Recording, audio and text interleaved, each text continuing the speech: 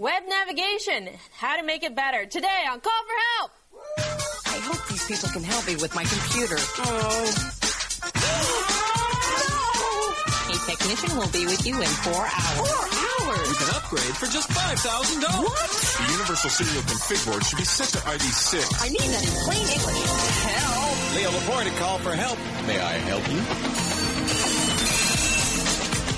Welcome. It's time for Call for Help. Good to see you. Leo Laporte here. This is the show where we teach you everything you need to know about these little spawns of Satan.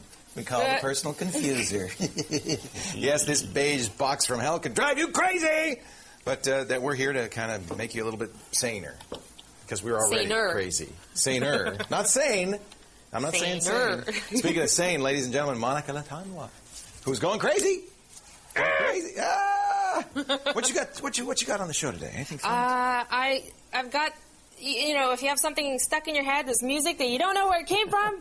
I hear voices. I hear voices. Yes. You might want to go to this website. A site to get rid of the songs you can't stop singing in your head? Well, no. Because that would be $1 million product. I'm going to have to keep looking for that. We were singing before the show Dreamweaver. Yes. And I can't get, because we're going to talk about Dreamweaver, I can't get it out of my head. That's because I started singing. Yeah, you did. It's your fault. I'm a Dreamweaver. Speaking of singing, fun.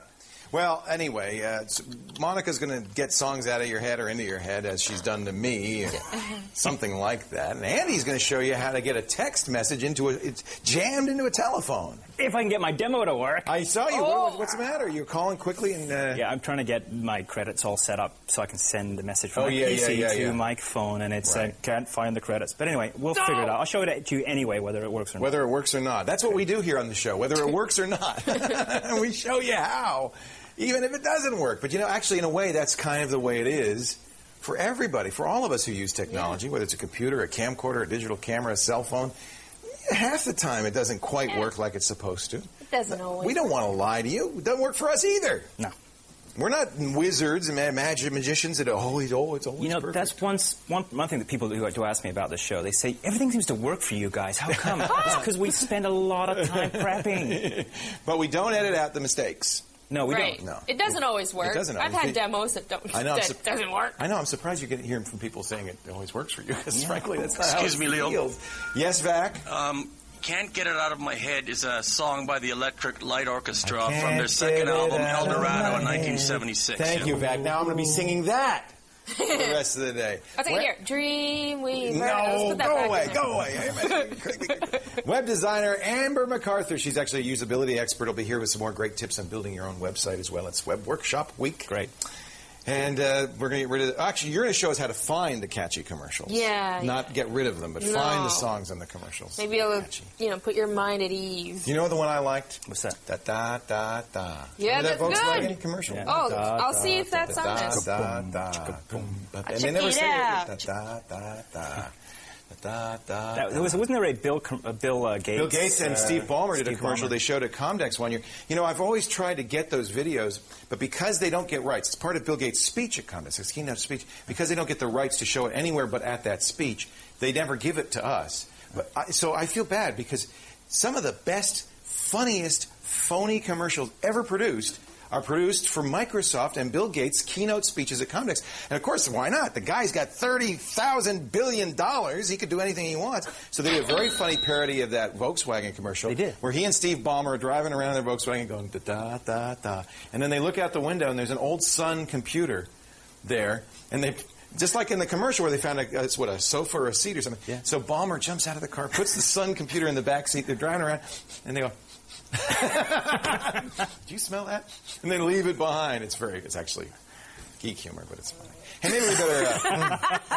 I thought it was funny anyway, yeah. Maybe that's why Microsoft won't let me show it. Let's take our first caller of the day. We've got a webcam caller, and it's Brent from Brighton, Ontario. Hello, Brent from Brighton. How are you? Not too bad, Leo. How are you? I'm great. Now, let me guess. That cap is from the Canadian... national hockey team. Team Canada, yes. Team Canada. Yep. That is the anthem. The song is like the unofficial national anthem of Canada right now. So, are you a big fan? Yeah, I used to play hockey a lot, but did you? I got older and gave it up. So. Yeah. Yeah, well, you got out before you lost your teeth. Good thinking. Good man. What can I do for you today, Brent? Well, my question's on file transfer speeds on my home network. Yes. I have two computers. They're hooked through a D-Link router. Mm-hmm. One's a P3800, and the other one's an Athlon XP 2700. Okay. Both NICs are 10100 capable, same as the router. The routers, and okay. When I do some file transferring, usually, well, any type of file transferring, and checking this against SciMeter and WinBar, it seems to be that I'm only getting around a transfer rate of 8 megabytes per second. Okay. I was just wondering, because they're 100 megabyte capable, I thought it might have been, or should be, higher than that. Yeah, actually, that's not so bad. Now, let me tell you why. First of all, it's not 100 megabytes transfer rate. It's 100 megabits. Okay. So it's 10100 Ethernet is 10 megabits per second, or 100 megabits per second. So if you divide 100 megabits by 8 to get the number of bytes, what is that? It's about 16 megabytes a second. Okay. So you're getting 8. Right. That still sounds like it's half what you should be getting, but you got to remember, Ethernet is a collision-based networking technology. And what that means is the way Ethernet works is it sends the data out, and if it gets to the next place, the place it's supposed to go, they send back an acknowledgement, and then they send the next one out. If it doesn't, or if they both send at the same time, if there's a collision on the network, they both resend. So because of this, you actually get a real throughput on Ethernet of somewhat less than the nominally top throughput, usually almost as much as half. So, for instance, a standard 10 megabit connection, if you get 6 or 7 megabits per second, you're actually doing pretty well. Okay. Now, you can speed that up if it's just two computers point to point, or if that router is a switch, not a hub. But by that I mean if it's actually doing real routing of traffic between the two computers, you can turn your network card into the full duplex mode, which says basically no collision detecting, just, there's nobody going to be conflicting with you, just send. And then you'll get the full speed, but if there's any collisions, you're also going to lose data. So I'd have to do that on both PCs? All of the both PCs would be, all the devices have to be full duplex. Okay. And that box that you're using, the router would have to be a switch. And the reason is, normally you don't need duplex if there's only two computers, right? Because they're not going to have a collision. Right. You send, I send, you send, I send. But if you have a switch, now you got 3 boxes, and that middle box, if it's a switch, which means that it's actually saying, okay, this packet goes here. That would be okay. If there are two computers on one segment of a network, even if it's a larger network, if they're just on their own segment, then you can I believe you could turn off collision detecting and go full duplex. The truth is 8 megabytes a second is pretty darn fast. Okay. You're keeping up with almost everything you're doing, I would guess. Yeah, definitely. I just thought it might have been, I just noticed the numbers. I want more. Right. Well, you could go to gigabit. Yeah. That's, you can easily buy a gigabit card for both your computers. The problem is a gigabit router is a little bit more difficult. Most routers are not a billion bits a second. Right. Okay? So in other words, you're getting what you should be getting. Don't worry about it, Brent. All right, sounds good. Hey, thank you. Go Canada. All right. Yeah. See you later. Take care. Thanks. Bye-bye. That's pretty good. I guessed what that hat was. I'm amazed. It's just a good guess. But, it's pretty safe guess. If you're talking to somebody while the World Cup is going on, and he's wearing a hat, and he's from Ontario.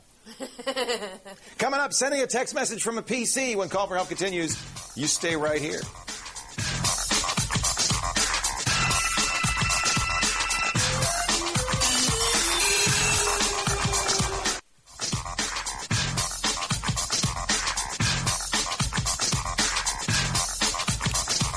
Welcome back to Call for Help. SMS, short message service, is huge all around the world. In the Philippines, it helped foment a revolution. In Britain, they use it on the TV shows to vote. And actually in the States now, American Idol has kind of started to turn people on to text messaging on cell phones. But it never really took off in North America for some reason. I think it's because, unlike Europe where they have a kind of heterogeneous network, everybody's on GSM, in Canada and the U.S., we got all sorts of different technologies, all sorts of networks. So people just really have not done a lot of text messaging. Maybe that's going to change. Andy's here to show us how we can do text messaging from your computer to a cell phone. Can I be contrary for a moment? Yes. Is it big here? It's, you know what? the cell phone companies are making loads and loads of money off text messaging now because what happened over the last couple of years is they've connected all the networks together. That's the thing that's happened. Yeah. Yeah. Well, for a long time, you had to know what network, or actually, originally, you had to be on the same network. And then later, you had to know what network the other person was going to be on. Now not anymore. They built these gateways, and they connected them all, and then they connected the American ones, and then... But you're still not... You're not implying that it's anywhere near the size here that it is in the rest of the world. No, but people are talking about it now. Yeah, finally it's coming. And young people like Monica, the new generation, the up-and-comers, use it a lot. That's right. Especially the young generation. Well, that and I come from for sure. The text messaging capital of the world. It is. The Philippines is huge, isn't it? They had a contest, actually, in the Philippines to see if the Filipino teens could actually type the national anthem of the Philippines in text messaging in under a minute. And easily they could. Easily. The contest, well, I don't know what the final score was, but they got... It's unbelievable, because last time I was there, I could see people, they're driving, and they're just like... That's not so good. They know exactly. They don't even have to look. Their thumbs know the way. That's right. Well, I want to use a regular keyboard. Yes. And I want to use my computer. Can I send text messages? Yes, you can, Leo. How did I know that? Because you've been going crazy trying to set this up for the last half hour. And it still doesn't work, but I'm going to show you. I'm going to show you some tricks. Okay. So the first program I want to show you is something called Zim SMS. It looks like an IM program. It does look like an IM program. And essentially what it does is it's a chat program that you can type messages into and then send it to any cell phone that accepts SMS messages. Cool. So, and in fact, when they receive it, they can send it back to you, and you will actually get it. So you can actually have a live conversation back and forth. You could chat. You could chat. If they did it fast enough. If they didn't have sausage fingers. If your friends are from Manila. Right. Yeah. Okay. Did I reply fast enough? Yes, you did. You can come back, because I sent you one. I'll show you that in a minute, why that happened. You sent her a message? Messages. Okay. Yeah. So this is a great way to flirt, by the way. It is a good Isn't way. it? Isn't that how people do it? Isn't that nowadays how you young people Yes, that's how we all... hook up? Yeah. Is that the phrase? Right. Hook out? That's right. Hook in? Is that the phrase you young people use today? Us young people. You know how old I am. I know, you're old. I'm talking to her. Andy uses E for escort. Anyway, what I want to do is, I'm going to click on the text-to-phone thing here, and let's see if we can see that. Can't, because of the CG is too big. Let's make it a little smaller. Yeah. Here, text-to-phone, and I'm going to pick the contact. Actually, I'm going to pick that's easy. And you actually pre-program the number. I'm going to show Monster's number because everybody's going to text message. We don't want to see Monster's number yet. And you're going to say, hi. Actually, maybe she wouldn't mind that. Would you like to get messages? Hi, Mom. I don't think so. We love you. Is she your mother? No, hi, Mon, not Mon. Oh, Mon. Oh, okay. And I'm going to say send. Yeah. Accident with a time machine, I think. And so I'm going to get an error message here, as you can see. Because you didn't pay for it yet. But I did. I got all these credits, and that's the problem I'm having, is it won't validate my account. But so is this program free? This program's free, and then every message that you send is 25 cents. Well, that's kind of pricey. It is kind of pricey, Although it may cost you 10 cents on your cell phone. You can buy packages and get deals and stuff like that. So, but let's say, if you want free, I'll give you free. I want free. Okay. I want free. So, now, this one will do it across any network. It doesn't matter. It doesn't care. That's right. It doesn't care, as long as you put the area code for the country. Okay. So you can go anywhere in the world. On Zim SMS, they do have a one-way sender where you can send it from. Oh, I get it. So you're paying for the two-way chat. So you're paying for the two-way chat. Okay. But I do want to point you guys, before we go, to a cool website called Text Me Free, which actually has all of the web-based SMS services that are free around the world. So, so we can actually go to, U.S. only. There's no Canada, actually, which is interesting. But it has all the different websites you can go to. Oh, that's neat. Everybody's doing this. Everybody's doing this. Yeah. So, I mean, a lot of people are making it available. The problem is the two-way, and the two-way is what's going to cost you more. Right. Well, that makes sense. But it's a good electronic leash for moms to get hold of their kids and say, hey, kids, come home. Exactly. Dinner time. Because we moms just cannot type on these keyboards, on these the phones. Especially, it's impossible. You just can't. There's no A, B, C, A, Q, I, and what? There's no Q. How do you do that? You push 8, 9 times. I don't know. I've got Q. You have a Q? Isn't there a Q here? Yeah, Oh, there's a Q. Wasn't there a letter that's 7. not? 7, yeah. Wasn't there a letter that's not on? I guess they're all on there used now. to be. Yeah. Used to be some letters to be, missing, yeah. but they're all there now. That's right. See, I'm so old now. What do we know? If you want to know more about how to do this, how to get your text messages on somebody's cell phone, well, just check our show notes, callforhelptv.com. It worked eurlier. Did he send you a message? Yeah, he tested it earlier, and it worked. What did he say? He said, hi, Monster. It's time to take our call for help quiz. I wish you could text message the answer. We haven't gotten that worked out yet. That'd be fun. Here's the question of the day. What is C++? A chat program, a programming language, a Linux operating machine, or a new and improved cola? Get to the website, give us the answer. We'll talk about it in just a moment.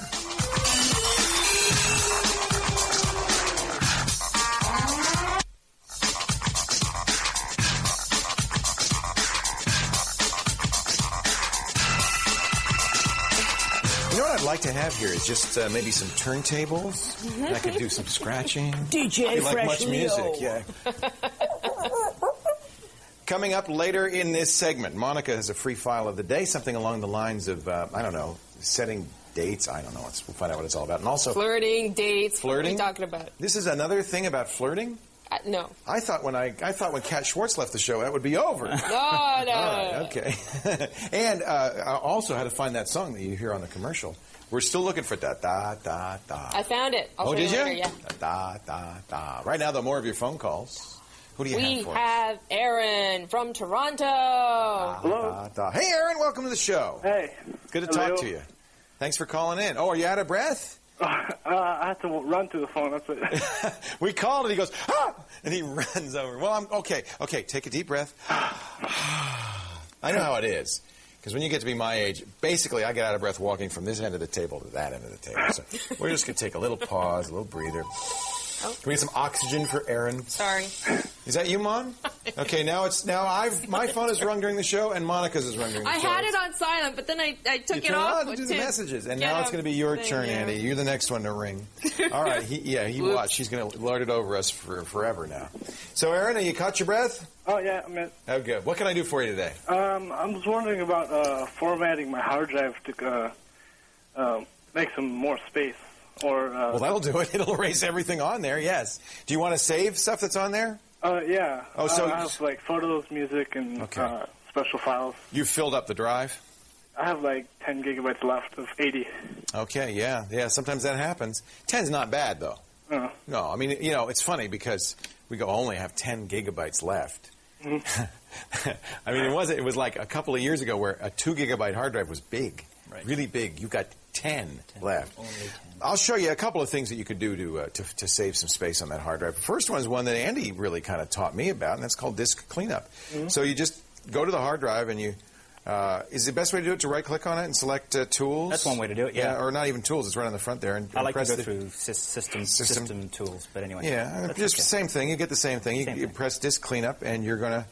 What it does, it's not... I mean, I think it's only mildly useful because you probably have already emptied the recycle bin, right, Aaron? Right. But it'll also find old files that it can compress, and that's kind of cool. If you're running Windows XP Professional, it can compress those and save some space. It'll also get rid of temporary Internet files and temporary files in general. Mm-hmm. Now, this might actually be a good one to check.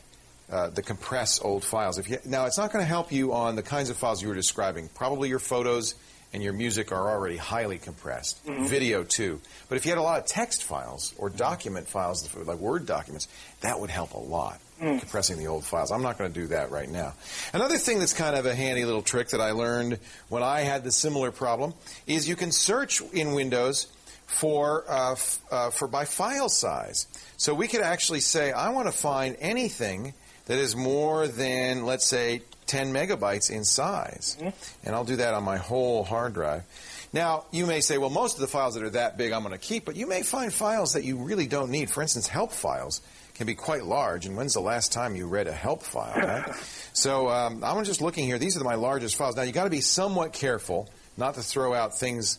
These are actually, I made it too small. That's only the 10 megabytes, so I'll make a different file size. But you got to be careful not to try to throw out things like the swap file or major, important Windows files. But if you see, for instance, a cab file, that you probably don't need, or a help file that you probably don't need, it's kind of, you can throw those out. Here, Doom 3, it's pretty big. I'm not going to throw out the Doom 3 files, though, because that's, Mikey will kill me. So, but that's another way to do it, is actually search by file size and delete the big files that you don't need. Sometimes you can get a lot of value out of that. Andy, you have maybe a suggestion for Aaron for a way to save some space on that hard drive? Yeah, Windows has a lot of stuff in it, and you don't need it. So there's actually, if you go to your Add Remove programs and you choose Add Remove Windows components, you can get rid of like the accessibility options or fax services and all kinds of if you never send a fax from Windows, and who does these days, remove it. Now, we're not talking about, although this is actually not a bad place to go, to uninstall programs you don't need, but go there and look at the Windows components you don't need. And those are things that, can be quite hefty. So basically, I guess what we're saying is if you want to save some space, the best thing to do is delete some stuff. That makes sense. All right. And compress the stuff that you don't delete. So formatting shouldn't be done? Well, the problem with formatting, it's not going to really save you any space because it's going to get space, but you're also going to get rid of all your data. Right. I presume you plan to back it up and then restore it. Yeah. Well, your drive's going to be just as full. It will not save space to do that, no. Okay. Yeah. If you're putting the stuff back on, the advantage you get, it's almost like defragging when you do that. You're kind of rearranging it. But it's, if you've got 1,000 socks in a drawer, you take them out, empty the drawer out, put in a new drawer liner, and then put the socks back in, you still got 1,000 socks in a drawer. Right? No matter how you work it. Okay. Hey, good luck, Aaron. Thank you. Thank you for the call. All right, bye. Come back and see us sometime. Now that you know the way. Easiest way to get on the show, by the way, go to the website, callforhelptv.com, and press the questions button. We'd love to get you on the show. Now, I'm going to do some walking. I'm going to walk towards Basil. Basil, he's my walking man. Yeah, he says believe that way. It's time to say hello to Monster. Monster, who's got a free file of the day. Very simple free file today. Well, show us. Well, I don't know. You might want to take a look at my computer first. So I love your computer. It's beautiful. It's beautiful, isn't it? Yes, it's lovely. Very nice, sleek. Aluminum. I got to press the button again. How come your computer always ends up on the wrong? So we got our webcam collars. Oh, I get it. You're sharing this with the webcam. Yeah. That's it. All right. So there's your computer. You're working away on your computer. Yep. And you see the time there in the corner. Yeah. It's very handy, right? Sure. When you lose track of time. Yeah. Sometimes you need, though, today's date. Yeah, I know. I often need today's date, yeah. And so there's this free file called Tray Date. Is it going to put the date in the tray? Yeah. Oh, wow. Okay. There it is. Okay, we got to go back to the lower right-hand corner. There we go. Zoop. It is, well, that's cool. Now, why? It looks like it's kind of broken up there. Yeah. It's kind of, remember those old style. Little cosmetic problem. Yeah. Yeah. There you go. That's it. Tray Date. That's a free file today. Free file. How much would that cost? Free file would be free. I think appropriate price. Coming up after the break, our web design expert, Amber MacArthur, is here. She's going to show us how some usability things can really make your website just a whole lot better. Don't go anywhere, okay? Stay right here. Come on in, Amber. Come on. Hi, good to see you. Just like you just showed up.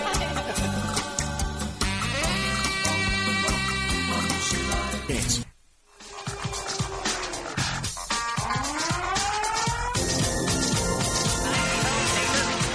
welcome back to Call for Help. Time once again for a very popular web workshop. Amber MacArthur, our web usability expert, is here from iPrimate.com.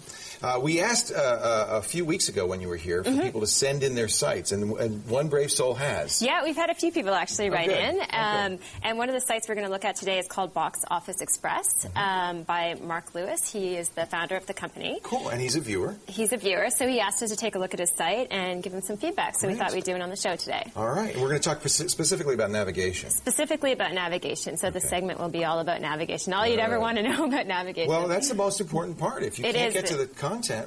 It is the most important part, and people need to focus a lot on that. Without that, there's no point in having your site up there if people can't find the content you want to get for it. This is the book that you recommended people take a look at? Yeah, this is a great book. It gets into specifics, but I use it a lot just to read about the basics of navigation, designing the user experience. Web Navigation, Designing the User Experience by, it's from O'Reilly, and it's by Jennifer? Jennifer Fleming. Fleming, okay. Yeah.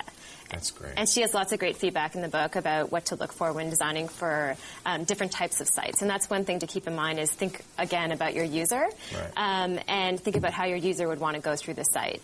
Because a lot of us know the content on the site and we're very familiar with it, and we tend to get a little bit arrogant and not think about how other people come in and they come and look at the site. Sure. So that's one thing, even for a lot of people who have basic websites, is to think about how someone would click around and try to get lost in your own site and then find your way back. And if you can't find your way back, you have a bit of a problem. That's a bad sign. So we're going to talk a little bit about some of the basics in this book, and I thought we'd focus on 3 different things.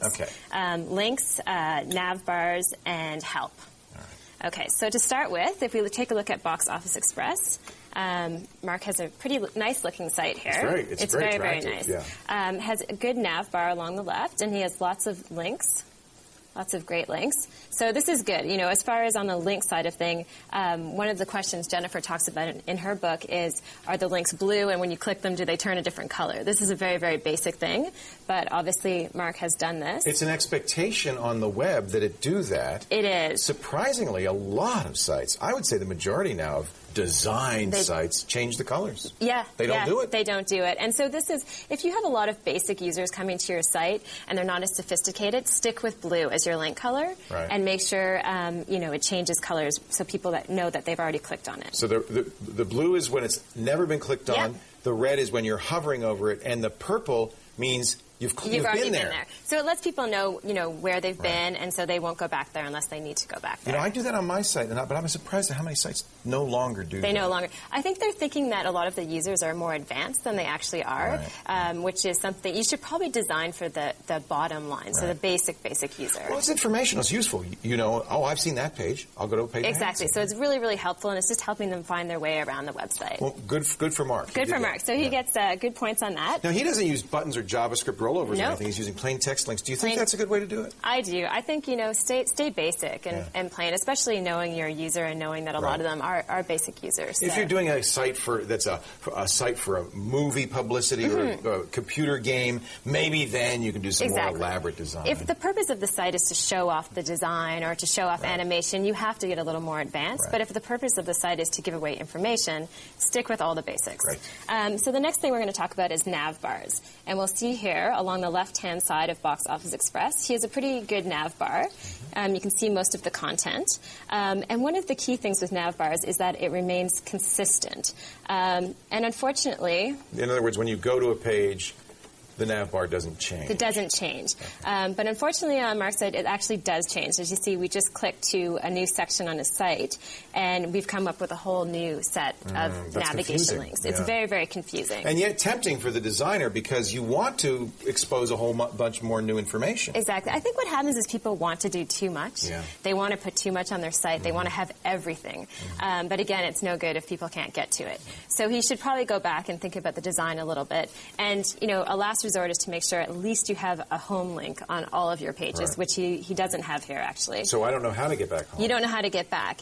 And one thing I talk a lot about as a usability expert is that people are only one click away from leaving your site. And always think about that. Think frustration, people get annoyed, and they will definitely leave, and there's a chance they won't come back. So you want to try to, keep them there as much as you can and encourage them to stay online. So the third thing that Jennifer Fleming talks about in her book is support and feedback. And these are things like help and contact us links. And these are really, really important. Now, I notice he has those on. He does. He does have them. He has a contact us link. That seems to be conventionally the last link on a page, right? It does. And I actually recommend to people to put that link in the top right hand. Put it in the top right-hand corner. People are used to seeing help, contact us, and search up there. Those are the 3 things that you should try to have in the top right. Put it up in the upper right-hand corner of the upper page. Right. It's very common. That's where it belongs. Yeah, so keep it up there so that what happens is if your navigation isn't fantastic and your content's not great, at least as a last resort, they can contact you and they can get in touch with someone. If you make a sitemap, we'll talk about that, I know, in a future segment. That's where you'd put that as well, maybe? Yeah, I put a sitemap up there. So that's really like consistent information, consistent links that can help people to find their way and get more information. That's great. But the contact us link is really, really important. That's great. Anything else that you want to say to Mark, as long as we've got him under the microscope here? I would say his site is really good. The thing that he just has to be careful about is that the navigation is different throughout the site. And if he can somehow come up with a consistent navigation and implement that throughout the site, it would be a lot better. How do you feel about breadcrumbs? Because that's something that's kind of become the new thing, where you track where you are and you can always go back. There's a kind of expanding and closing across the top of the page. I'm not a big fan of breadcrumbs. I think if you come up with a good sitemap and good navigation, you don't need breadcrumbs. You don't need them. Yeah, so you shouldn't have to have them, because if you think about the top part of your screen, that's really the prime real estate. Right. So having breadcrumbs is a bit of a waste of space if your navigation is good. I'm learning so much. I really, now, you know what, it's interesting. I want to get into designing my site, redesigning my site. No, it's fun. I got to put a little help button up there and stuff like that. For more, thank you, Mark, by the way, for allowing us to look at your site. We really appreciate it. Let's give him a plug. What's the URL one more time? The URL is boxofficeexpress.com. Box Office. I have no idea what he does, but go see it. Yeah, it's a nice looking site. It's good. And we really appreciate it. If you'd like to send your website for scrupulous inspection, go ahead and email Amber at callforhelptv.com, or go to our website, callforhelptv.com. Of course, Amber's site is iprimate.com, and probably should go there, because then she can make some money. Because God knows we don't pay. More phone calls to come. Stick around. Call for Help continues right now. Thank you. You're welcome.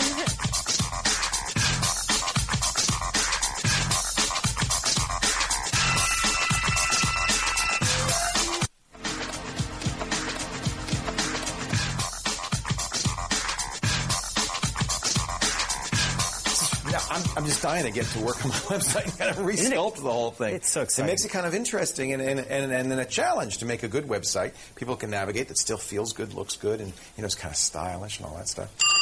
Oh, I hear the phone. Must be time for yet another call for help. Either that or I left my cell phone on again. Or me. No, I swear it's not me. No. But we do have Robert from Rock Hill, South Carolina on the line. Hello, Robert. How are you? Hello. Welcome to the show. Thank you. It's great to have you on.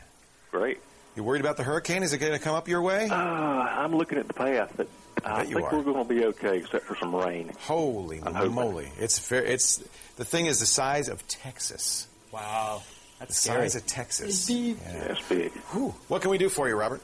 I've got not a major problem, but an annoyance with Windows XP that I'm trying to figure out. Join the club. It's I just want to load certain programs under my user profile. Right.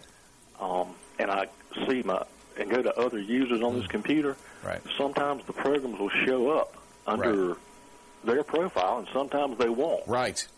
And the only way I can be able to get them to load under the other users is to install the program under each user. That's right. Is that a double installation of the hard drive, or is there a way to?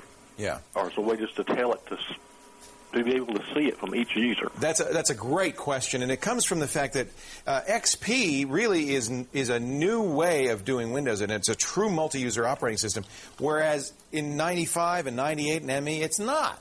And they didn't really have the same kinds of separation of individual users as they do on this system. Right. So what's happened is that there's been kind of some programs have kept up and have done it intelligently, and some programs haven't. There's nothing you could do about it, really, Robert. You install it as an administrator on your account. A good program will ask you, and you'll notice this, very few, but some programs will say, would you like to install this program for all users or just you? Okay. You've seen that probably. I have not seen it yet. I have seen it in some programs. That's the proper way to do it. Then gives you the choice, and you can make it visible to you or you can make it visible to everybody. Some programs just by default make it visible to everybody. I don't think that's the best way to do it. But the worst way to do it is to install it so only you can see it, no matter what you say. And that's what you're suffering. Now, there's a couple of possibilities. It may be that it just didn't put an icon in the Start menu.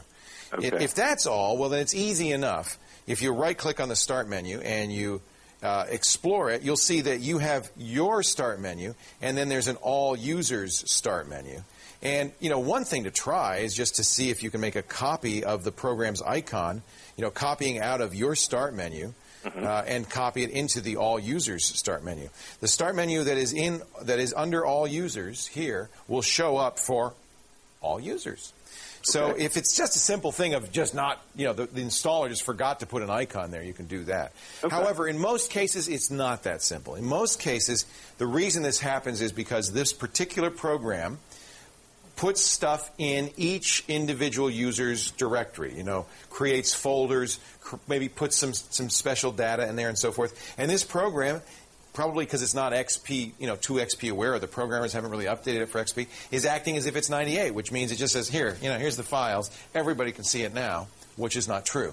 Okay. So what you need to do is exactly what you have been, which is log in as the other user, reinstall the program. The good news is that 99% of that program installs in the same place, so you're not going to get a double install. It's all going into the program files folder.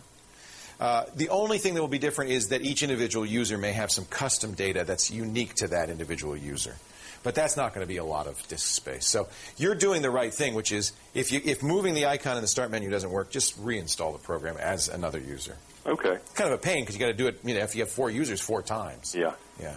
But that's just because these programs yet haven't caught up. And how long has XP been out? A couple of years. You'd think they'd know. But they just haven't figured it out. Okay. Okay, Robert? All right. I appreciate it. Now, one thing you're welcome. Thanks for calling.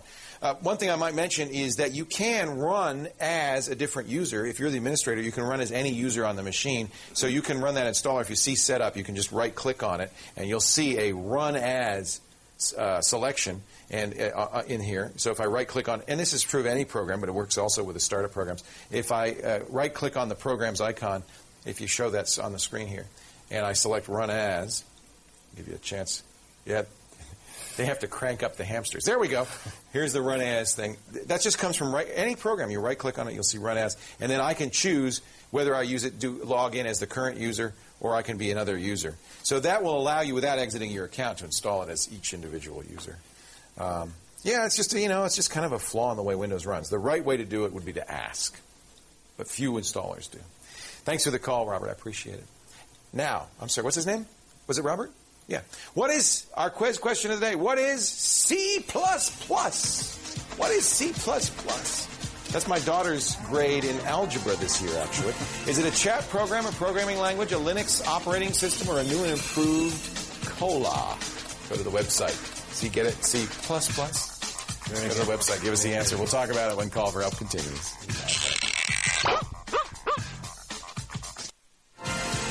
I'll ask you. Welcome back to Call for Help. Before the break, we asked you what C++ is, and it is a grade, but it's not the thing we were looking for. We're looking for the programming language. It's an object-oriented programming language, very popular among professional programmers these days. In fact, it's what most of Windows is written in C++, although Microsoft's trying to replace it with a new programming language called C#. So if you took ++ and you added a ++ on top of it, it would look like a number sign, the sharp sign. So get it? It's C++, ++. There's 4 pluses. It's a C. Geek humor once again, and I can see it's going over like a lead balloon. No, I got it. You got it? I got it. Yeah, so did Ann. Ever see a commercial on TV? You hear the song, that da-da-da, and you want to know, what is that song? And where can you get it? You know how? If you really like it, which album did it come from, who's the artist. You know that?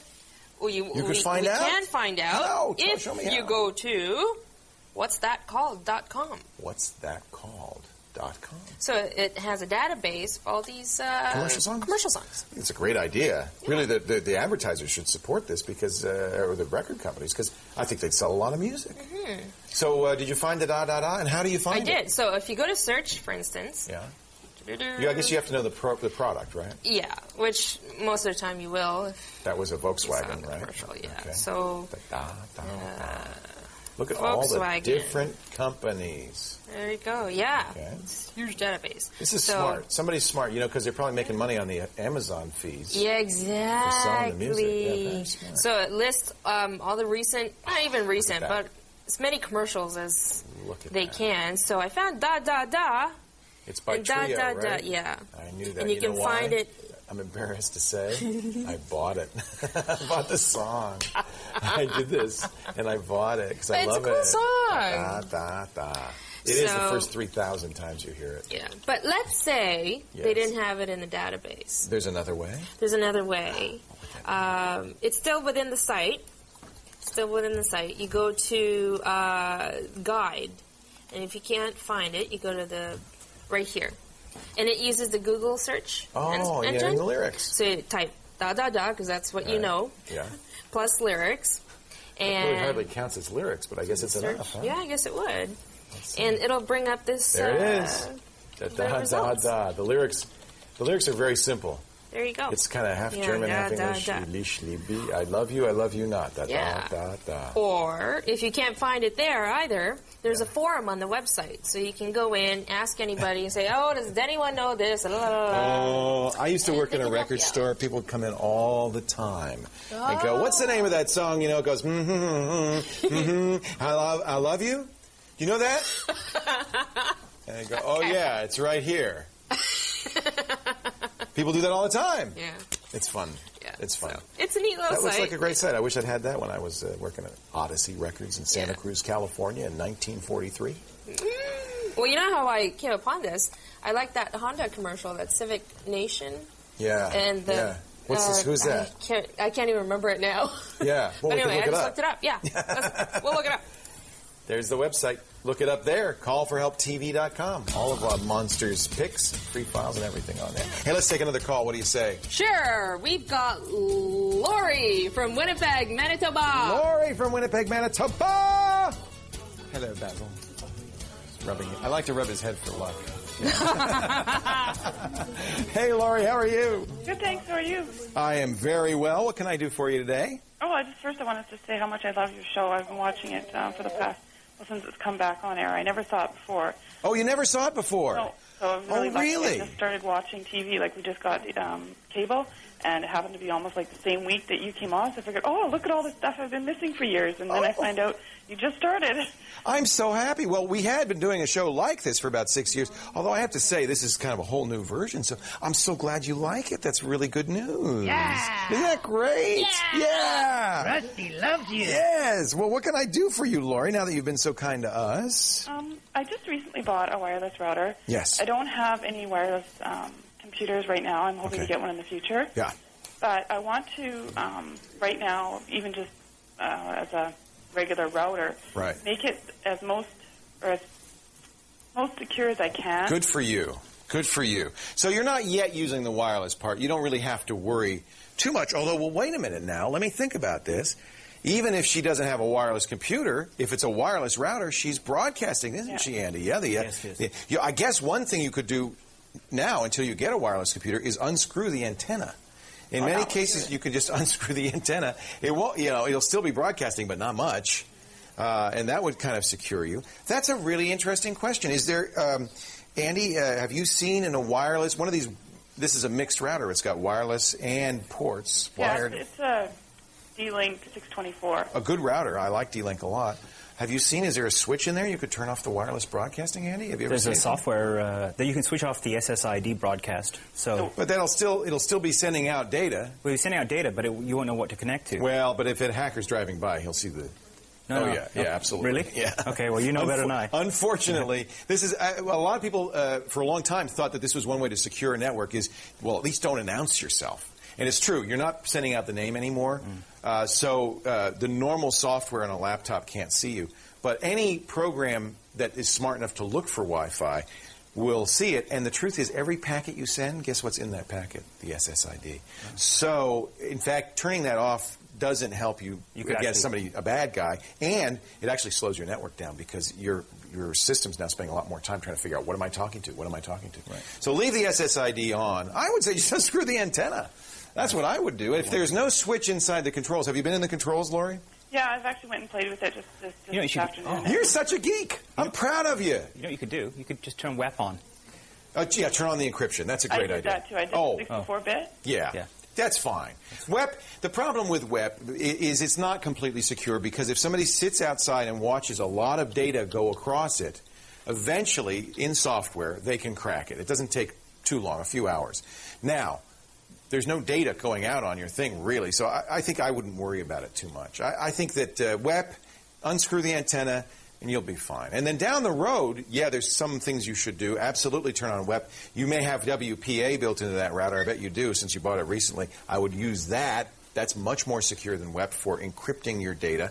And it's probably a good idea to also, if you have something called MAC address filtering, turn that on. What that is, and you'll probably see this in your router, Lori, you could say, these are the only network devices I'm going to allow to connect to you. Now, it means a little work because you have to go around to each of your computers and find out what its unique MAC address is. For the NIC. you are a geek. Yes, for the NIC, for the network device in there. Once you know that address, it's a long hexadecimal number. Write it down, and then you can enter that number into the router, and only those devices will be able to connect to it. And that's actually a really good way to do it. Yeah, that actually sounds really good. I'm going to see here if I can find the NIC by just looking at the device manager. The MAC address. Where do you find the MAC address on a card? Do you have to actually look at the card? Andy? Yeah, it's usually printed. It's printed on the card, but I wonder if there's... It seems like it should tell you this in software. It's probably an application that you can go say, get my MAC address. Now we got an interesting question I'd like to follow up on. Will IP config all do it? Yes. Oh, you are so smart. Nice. Oh, you want to be on this show? You want to host this show? No, I just want to know how to do this stuff. I know about all the commands. I just don't know how to put them all together. Yes, you're great. Well, and also you have a very good instinct. So if I do IP config, which is the command line, and I'm going to do all, it's going to, in fact, show me the physical address, that's the MAC address, of my Ethernet card. That's it right there. So you'll be entering in that number into the interface on the router, and you'll say, allow this one, allow this one, allow this one, and then nobody else will be able to get you. Oh, that's good. Yeah, that's the best way to secure any Wi-Fi access point. Only those approved machines can get in.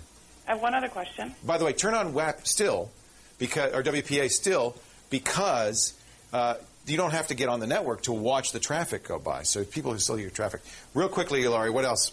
I have one 98 machine that I want to put on this network as well and be able to get onto the internet, but also talk to the XP machine. Yes. Is there anything special I can do for that, or just run the Network Wizard? Or run the Network Wizard. Do it on XP because it'll make a disk for you. You can bring over to the 98 machine and get it configured. Okay. It'll make it a lot easier for you. Okay. Hey, thanks for the call, Laurie. Thank you so much for your help. Please keep watching. Tell all your friends. I will. All right. Thank you very much. Thanks. Take care. Bye. Isn't that nice? That's really nice. Because we got a lot of old viewers watching the show, but to know we have a new viewer who likes what we're doing, that makes me feel good. Stick around. We're going to come back in just a bit and tell you how you can be on this very show. Don't go away.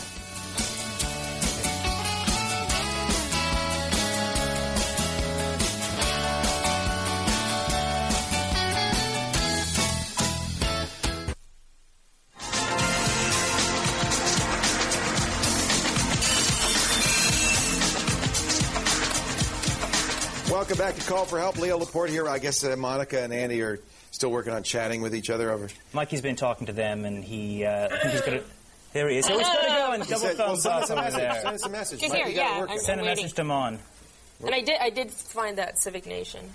You did? Just in time. And what is the name of that? It's by Denizen Kane and Universe Neo, and the title's called Calling. Oh. Do you still like it? Yeah, it's a cool song. All right. If you want to be on this show, you don't have to SMS us. You can just go to the website, callforhelptv.com. You want to hum it some more for us? Callforhelptv.com. Press the button that says question. We'd love to get your questions on the show.